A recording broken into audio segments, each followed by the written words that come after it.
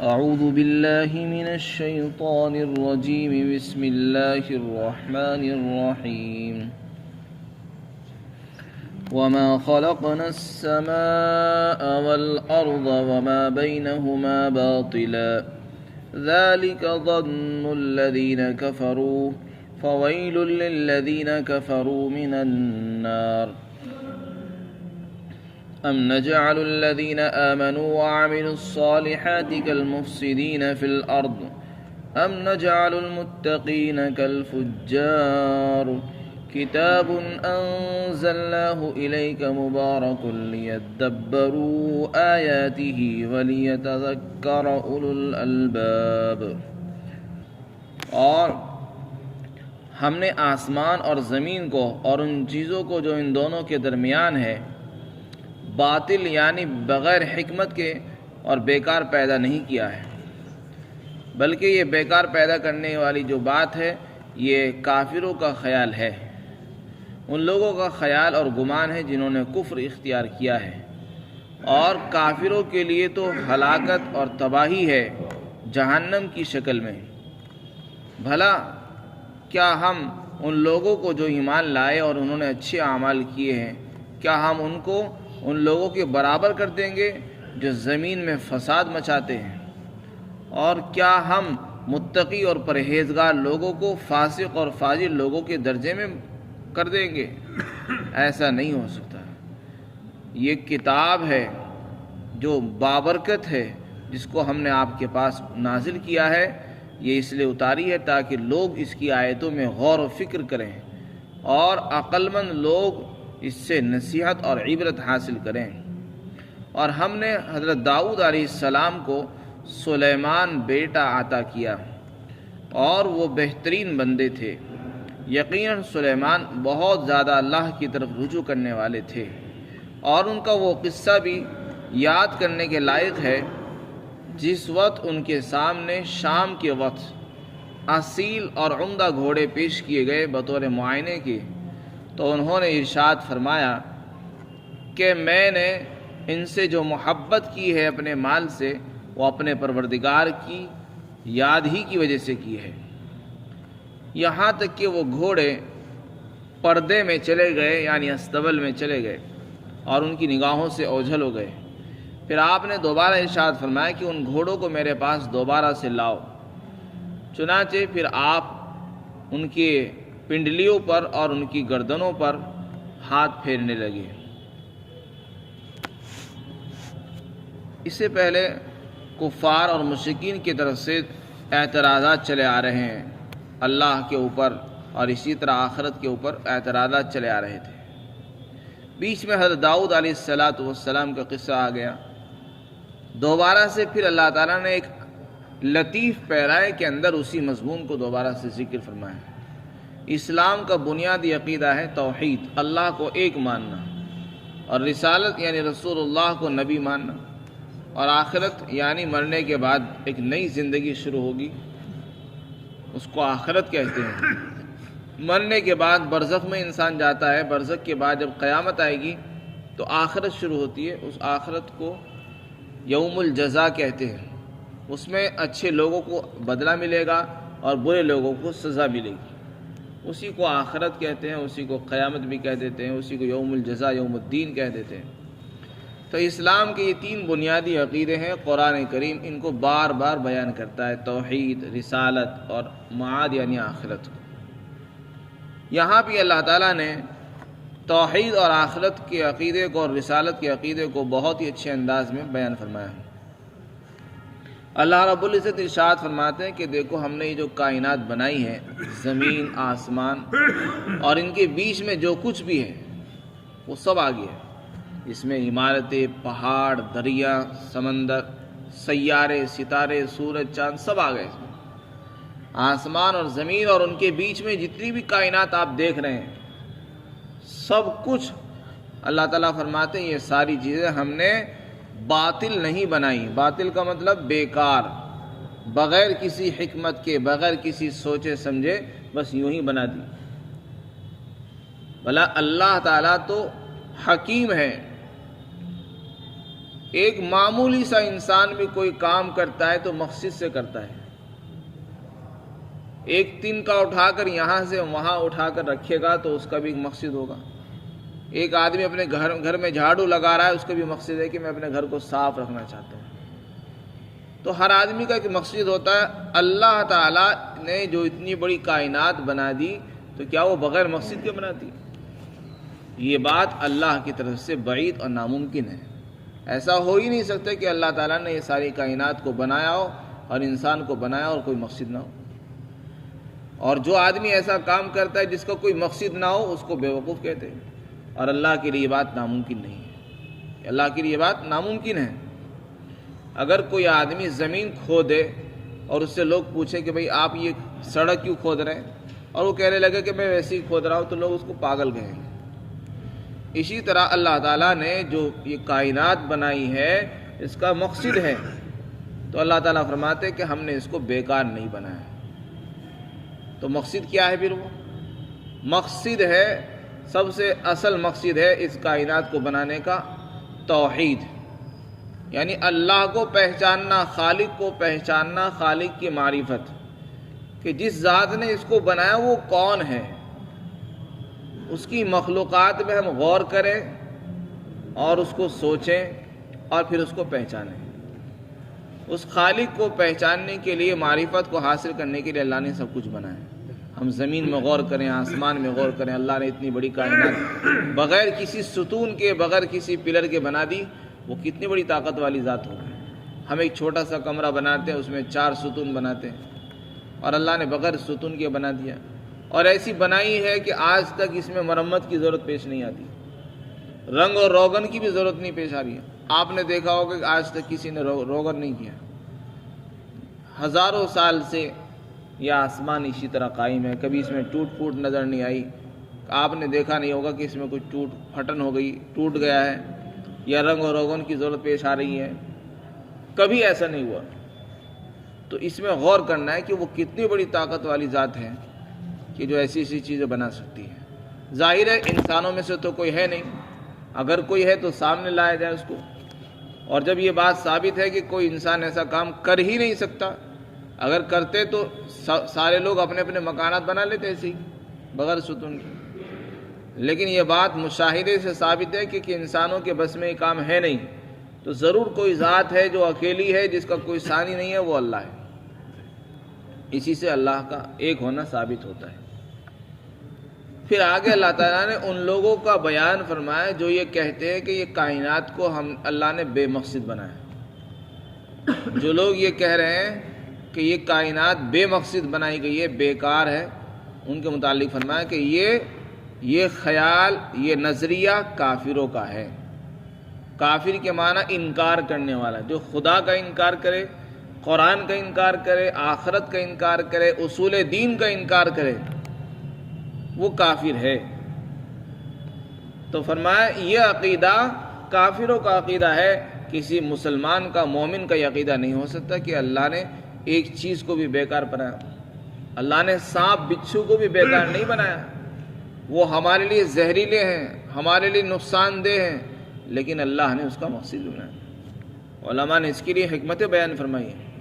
ہم سمجھتے ہیں کہ سانپ، بچھو، مکھی، مچھر یہ بیکار بنا دیے گئے، اگر یہ نہ ہوتے تو ہمیں سکون مل جاتا. نہیں، ان کا بھی مقصد ہے بنانے کا. زہریلے اللہ نے جانور بنائے، اژدہے بنائے ہیں، بچھو بنائے ہیں، سانپ بنائے ہیں، اور شیر، چیتے، درندے بنائے ہیں. ہماری عقل یہ کہتی کہ یہ سب بیکار ہیں، لیکن اللہ تعالیٰ جانتا ہے ان کی کیا حکمت اور کیا مصلحت ہے. تو اللہ نے کسی مخلوق کو، کسی جانور کو، کسی بھی چیز کو بیکار ہی نہیں بنایا. اس کا کوئی مقصد ہے. وہ الگ چیز ہے کہ ہمیں اس کا مقصد اور اس کی حکمت معلوم نہیں ہے. لیکن اگر ہمیں معلوم نہیں، ہم یہ نہیں کہہ سکتے کہ وہ چیز بیکار ہے. تو فرمایا یہ بات وہی کہہ سکتا ہے جو کافر ہوگا. پھر آگے اللہ نے ان کا انجام بیان کیا کہ جو لوگ اللہ کا انکار کرتے ہیں، توحید کا انکار کرتے ہیں، وہ لوگ کافر ہیں، اور ان کے لیے ہلاکت، بربادی اور تباہی ہے، اور وہ جہنم کی صورت میں ان کو ملے گی، اور وہ آگ میں جائیں گے. پھر جو لوگ اللہ کو نہیں مانتے تو ان کا دوسرا عقیدہ یہ بھی ہے کہ جب یہ دنیا تو بس یوں ہی بنا گئی، کسی نے اس کو بنایا نہیں، اللہ کے بارے میں بھی تصور نہیں کرتے، وہ کہتے بس یہ تو خود بخود بن گئی اور اس کو چلانے والا کوئی نہیں ہے، بس یوں ہی چل رہی ہے۔ کچھ لوگ ایسے بھی دنیا میں پائے جاتے ہیں، اور ساتھ میں وہ یہ بھی کہتے ہیں بس یہی دنیا ہے، اسی دنیا میں رہنا ہے، اسی دنیا میں مرنا ہے اور مر کر ختم ہو جانا ہے، کوئی حساب کتاب نہیں ہوگا، کوئی جزا سزا نہیں ہوگی، کوئی اچھا کرے برا کرے، بس جو بھی ملنا ہوگا یہی ملنا ہے، مرنے کے بعد کچھ نہیں ملنا۔ تو وہ لوگ یہ بھی عقیدہ رکھتے ہیں۔ اس کا مطلب یہ ہوا کہ آپ نیک عمل کرو یا برے عمل کرو، کسی کا قتل کرو یا کسی کو چھوڑ دو، معاف کر دو، تمہارا عمل برابر ہے۔ لیکن یہ چیز انصاف کے تقاضے کے خلاف ہے۔ اللہ تعالیٰ فرماتے ہیں کہ ایسا کیسے ہو سکتا ہے؟ اللہ تعالیٰ سے زیادہ بھلا انصاف کرنے والا کوئی اور ہے؟ جس ذات نے اپنے بندے حضرت داؤد کو حکم دیا کہ اے داؤد، ہم نے آپ کو زمین میں اپنا خلیفہ بنایا ہے۔ کیوں بھیجا ہم نے خلیفہ؟ اللہ تعالیٰ فرماتے ہیں ہم نے آپ کو خلیفہ اس لیے بنایا کہ تاکہ تم لوگوں میں انصاف کرو۔ اللہ اپنے بندوں کو تو انصاف کے لیے بھیج رہا ہے اور خود انصاف نہ کرے، ایسا کیسے ہو جائے گا؟ ابھی اس سے پہلی آیت میں آیا یا داؤد انا جعلناک خلیفۃ فی الارض فاحکم بین الناس بالحق، کہ اے داؤد لوگوں میں حق کے ساتھ فیصلہ کرو، انصاف کرو۔ تو انصاف کرنے کے لیے اللہ نے سلیمان کو بھیجا، داؤد کو بھیجا، اسی طرح آدم علیہ السلام کو بھیجا، بہت سارے نبیوں کو بھیجا ہے۔ تو وہ انسانوں کے درمیان انصاف کرنے کے لیے اس دنیا میں تو لوگوں کو بھیج رہا ہے، اور آخرت میں وہ انصاف نہ کرے، یہ بات عقل میں نہیں آتی۔ جس ذات نے دنیا میں انصاف کرنے کے لیے نبیوں کو بھیج دیا ہے وہ خود بھی انصاف کرے گی۔ اس لیے اللہ تعالیٰ نے خود فرما دیا کہ ایسا کیسے ہو جائے گا کہ ہم ایمان والے لوگوں کو فسادیوں کے برابر کر دیں۔ یعنی دنیا میں دو طرح کے لوگ ہیں، کچھ لوگ وہ ہیں جو اللہ پر ایمان رکھتے ہیں اور اچھے عمل کرتے ہیں، دوسرے وہ ہیں جو فسادی اور دنگائی ہیں، زمین میں فتنے فساد برپا کرتے ہیں، اور سب سے بڑا فساد یہی ہے کہ زمین میں اللہ کے خلاف بغاوت کرتے ہیں، وہ فسادی لوگ ہیں۔ تو ان کا کہنا یہ ہے کہ کوئی آدمی فساد کرے کوئی آدمی فساد نہ کرے، دونوں کو سزا اور جزا نہیں ملے گی۔ اللہ فرماتے کہ ایسا کیسے ہو جائے گا؟ ایک آدمی یہاں کسی کا مرڈر کر کے جائے، کسی کو قتل کرے اور اس کو سزا نہ ملے، اور جو نیک عمل کر کے جائے اس کو بدلہ نہ ملے، یہ تو ظلم ہوا۔ ظالم کو اس کے ظلم کی سزا نہ دینا اور مظلوم کو انصاف کا نہ ملنا، یہ تو بڑا ظلم ہے۔ اور اللہ کے بارے میں یہ کہنا کہ اللہ تعالیٰ ظالم ہے، اس سے بڑا گناہ اور کیا ہوگا؟ تو جو لوگ آخرت کا انکار کرتے ہیں وہ در حقیقت اللہ کے بارے میں یہ عقیدہ رکھتے ہیں کہ اللہ ظالم ہے، نعوذ باللہ، کیونکہ پھر تو ظلم ہو جائے گا۔ ایک آدمی نے ساری زندگی نیک عمل کیا اور اس کو اس کا بدلہ ہی نہ دیا جائے تو اس سے بڑا ظلم اور کیا ہوگا؟ اور ایک آدمی نے 99 قتل کر دیے اور اس کو اس کی سزا نہ دی جائے تو یہ بھی تو ظلم و زیادتی ہوگی۔ اس لیے انصاف کا تقاضا یہ ہے کہ ایک دن ایسا آنا چاہیے جس میں انصاف ملے، ظالموں کو سزا دی جائے اور انصاف کرنے والے نیک لوگوں کو اس کا بدلہ اور جزا ملنی چاہیے۔ اسی کا نام قیامت ہے، اسی کا نام آخرت ہے۔ اسی کو اللہ فرماتے ہیں کہ ایسا نہیں ہو سکتا کہ ہم پرہیزگار متقی لوگوں کو فاسق اور فاجروں کے برابر کر دیں، اگر ایسا ہوگا تو یہ ظلم ہو جائے گا۔ تو اسی سے اللہ نے آخرت کو ثابت فرمایا کہ دیکھو آخرت کا عقیدہ بنیادی عقیدہ ہے، اس کے بغیر انصاف مکمل ہو ہی نہیں سکتا ہے۔ انصاف جبھی ہوگا جب کہ آخرت ہو، اور وہ آخرت کا علم اللہ کو ہے، وہ جب آئے گی تو ساری دنیا ختم ہو جائے گی اور لوگ حساب کتاب کے لیے جمع ہوں گے۔ پھر تیسری چیز اللہ نے بیان فرمائی رسالت۔ رسالت کا مطلب ہے اللہ کے پیغمبروں پر ایمان لانا۔ فرماتے ہیں اللہ تعالیٰ چونکہ اللہ تعالیٰ نے اس دنیا کو بے مقصد نہیں بنایا ہے، اس کا کچھ مقصد ہے، تو جس کا کچھ مقصد ہوتا ہے اس کے لیے کچھ اصول قانون بھی بھیجے جاتے ہیں۔ تو اللہ نے اس کے لیے قرآن جیسا مقدس دستور حیات اور قانون، آسمانی قانون ہمارے لیے اتارا ہے۔ ایک کمپنی کوئی سامان بناتی ہے تو وہ بھی اس کے لیے نیم اور قانون اور اس کے رولز لکھتی ہے اور بتاتی ہے کہ اس سامان کو اس طرح استعمال کرنا ہے اور ایسے کرنا ہے، یہاں رکھنا ہے وہاں نہیں رکھنا ہے۔ تو ایک معمولی سا انسان اپنے سامان کے لیے بھی اصول قانون بیان کرتا ہے، بھلا اللہ نے اتنے سارے ہزاروں مخلوقات بنا دی، انسانوں کو بنا دیا، تو کیا اس کے لیے کوئی قانون نہیں ہوگا؟ تو یہ جو قانون اللہ نے اتارا ہے یہ خود بتا رہا ہے کہ اللہ تعالیٰ انصاف کرنے کے لیے اور لوگوں کو صحیح راستے پر ڈالنے کے لیے قرآن بھیج رہے ہیں۔ اگر یہ قرآن نہ ہو اور اگر اللہ کی طرف سے نبیوں کا سلسلہ جاری نہ ہو تو لوگ ایک دوسرے پر زیادتی کریں گے، لوگوں کو بات پتہ ہی نہیں چلے گا کیا کرنا ہے ہمیں کیا نہیں کرنا، تو اس سے نظام درہم برہم ہو جائے گا۔ اسی کا نام کتاب ہے، اسی کو کہتے ہیں رسالت۔ اور کتاب جو آتی ہے اللہ کی طرف سے، جو قانون آتا ہے وہ عام انسانوں کو نہیں ملتا، وہ کسی نبی کو ملتا ہے، رسول کو ملتا ہے، اور جس کو ملتا ہے وہ رسول کہلاتا ہے، اسی کا نام رسالت ہے۔ تو یہاں تینوں عقیدے اللہ نے بیان فرما دیے، توحید، رسالت اور آخرت۔ اللہ تعالیٰ فرماتے ہیں ہم نے جو کتاب اتاری ہے یہ بڑی برکت والی کتاب ہے، اس میں اللہ نے بڑی برکتیں رکھی، اس کے پڑھنے میں برکتیں ہیں، اس کے وجود میں برکتیں ہیں، اور جو لوگ اس سے جڑ جاتے ہیں ان کے اندر بھی برکتیں آ جاتی ہیں۔ ان کے پڑھنے والے، پڑھانے والے، ان کی زندگیوں میں اللہ تعالیٰ خوب برکتیں عطا فرماتے ہیں۔